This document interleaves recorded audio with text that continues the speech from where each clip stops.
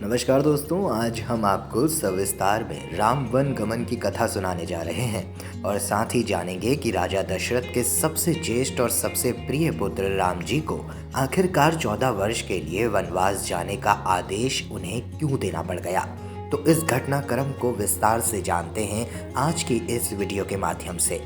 अपने चारों पुत्रों के विवाह के पश्चात राजा दशरथ का एकमात्र सपना था कि वो अपने ज्येष्ठ पुत्र राम जी को अयोध्या नगरी का राजा बनाएं। इसीलिए राजा दशरथ ने अपने कुल गुरु वशिष्ठ ऋषि से विमर्श करके राम जी का राजाभिषेक निश्चित किया और फिर राम जी के राजाभिषेक के लिए तैयारियां शुरू कर दी गई। श्री राम जी को हमेशा से ही जनता तथा अपने परिवार जन के लिए वो बड़े प्यारे थे।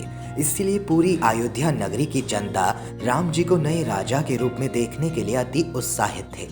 लेकिन शायद नियति को कुछ और ही मंजूर था, जिस वजह से राम जी की सौतेली माता तथा राजा दशरथ की दूसरी पत्नी महारानी कैकेयी ने राम जी के राजाभिषेक का विरोध किया। दरअसल इस विरोध के पीछे उनकी दासी मंथरा का हाथ था। मंथरा ने रानी कैकेयी के मन में ये भ्रम पैदा कर दिया था कि राजा दशरथ उनके पुत्र भरत को ननिहाल भेजकर श्री राम को राजा बनाने का प्रयत्न कर रहे हैं। तब मंथरा ने उन्हें उकसाया और कहा कि हे रानी कैकेयी, तुम्हारा पुत्र अयोध्या के राज सिंहासन के लिए अति योग्य है, अतः आप कोई युक्ति लगाकर राम की जगह अपने पुत्र भरत को अयोध्या का राजा बना दो, जिससे आपका भी मान सम्मान अधिक होने लगेगा। आपके पास अभी भी समय है, थोड़ा भी विलंब ना करिएगा। तब रानी कैकेयी को राजा दशरथ द्वारा दिए गए 2 वरदान का स्मरण हो आया, जो उन्होंने देवासुर संग्राम में रानी कैकेयी को उनके युद्ध में साथ देने के लिए दिए थे।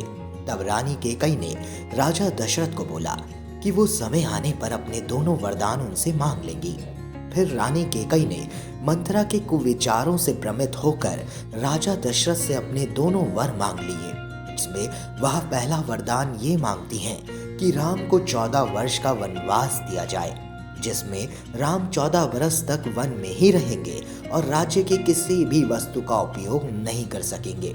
और दूसरे वचन में रानी कैकेयी राजा दशरथ से अपने पुत्र भरत को अयोध्या का राजा बनाने की मांग करती हैं। रानी कैकेयी के यह दोनों वचन सुनकर राजा दशरथ को सदमा लग जाता है और वह एकदम मौन हो जाते हैं।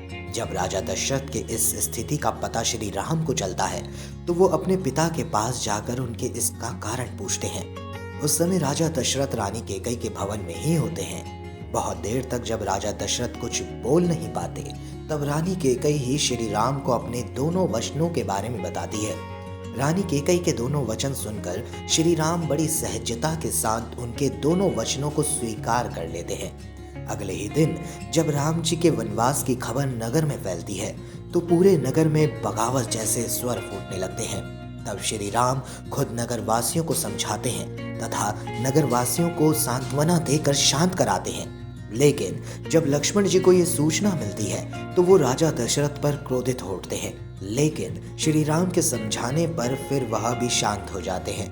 लक्ष्मण अपने भैया राम से बहुत स्नेह करते थे, इसीलिए वे श्री राम के साथ वनवास पर जाने का हठ पकड़ लेते हैं। वहीं देवी सीता भी अपने पति श्री राम के साथ वनवास पर जाने का निश्चय करती है, जिस वजह से श्री राम माता सीता और लक्ष्मण को अपने साथ ले चलने के लिए राजी हो जाते हैं। फिर जब श्री राम जी, माता सीता और लक्ष्मण वनवास जाने के लिए निकलते हैं, तब अयोध्या नगरी के लोग भी अपने श्री राम के वनवास पर उनके साथ जाने की इच्छा प्रकट करते हैं।